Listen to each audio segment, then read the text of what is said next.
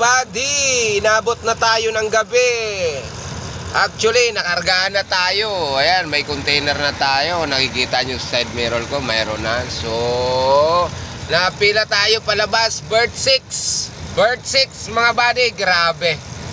Palabas na naman, pila. So, kanina papasok, sapper pa rin. Paglabas, sapper pa rin. Ganyan ang MIP kalakas, malupit. Andito tayo ngayon sa may barko, nakadaong. So, ayan mga buddy, nagbababa na naman sila. Panibago na namang mga kargamento. Ayan. Ayan.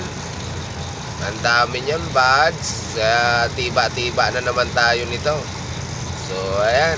May barko na naman na dumating. So, kaya busy na naman yung mga operator natin. Yan, ayan.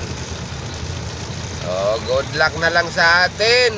Nako, mahaba-haba. Ito, imagine buddy.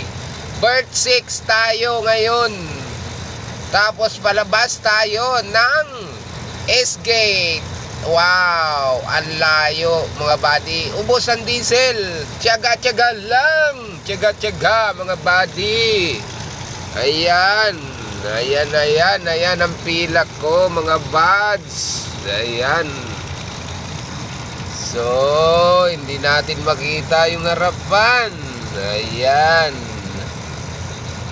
Okay. Alam naman yun nyo, may mga nakaparada rito na oversize load. Kasi nga, bird 6 to. Ayan ha. Ayan. Nandito tayo sa tabing dagat, mga buddy. Ayan. Okay. Ayan, yung mga utawan, napapraning na naman kasi nga marami na naman silang ibababa. Kanya-kanya na naman silang location ngayon. Shout out sa iyo, MIP. Good luck na lang sa atin.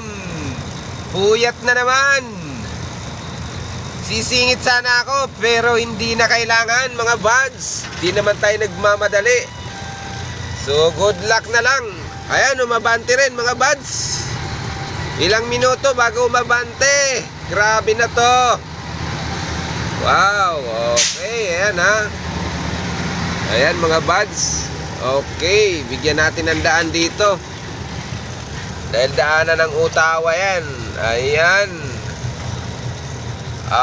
KMTC line, container pa lang dumating na barko. So ayan, grabe, laki mga buds. Ayan, ang laki. So tiba-tiba na naman yung may mga parating dyan.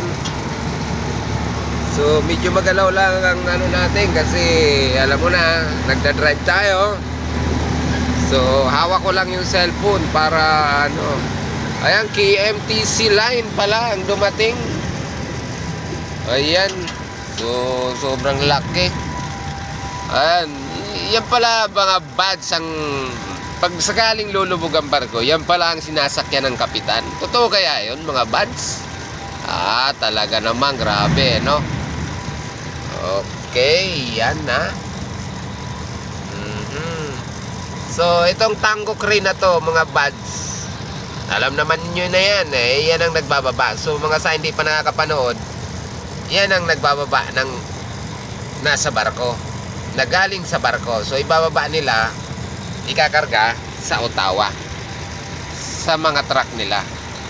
Sa kanila i-deploy sa kanilang location. Ayan. Diba? So napakalaki pala nitong barko. KMTC ang barko na to. So, good luck na lang sa inyo mga idol. Ayan, hindi pa rin umabante yung pila ko. Good luck na lang sa inyo. Update lang ako mga buds, update lang. Good luck na lang sa atin, good luck. Pare-parehas tayong pagod at puyat dito. Sige, follow my dreams. Follow my YouTube channels mga buddy.